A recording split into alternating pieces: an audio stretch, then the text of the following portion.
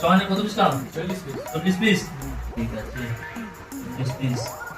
তাহলে 500 টাকা। তোর হাত খরচা। এই আরে আসাদের কত? 50 পিস। ঠিক আছে, তাহলে তোর 500। আরে তোর নাম কি রে? আসাদুল্লাহ কত?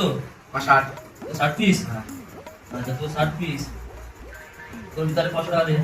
ঠিক আছে, ওকে, ঠিক আছে। আশিকটা কোথায় গেল? আমার বোকাচোদা মঙ্গলবারে বলেছিল কাম তোলো, কোথায় গেল? মনে কর।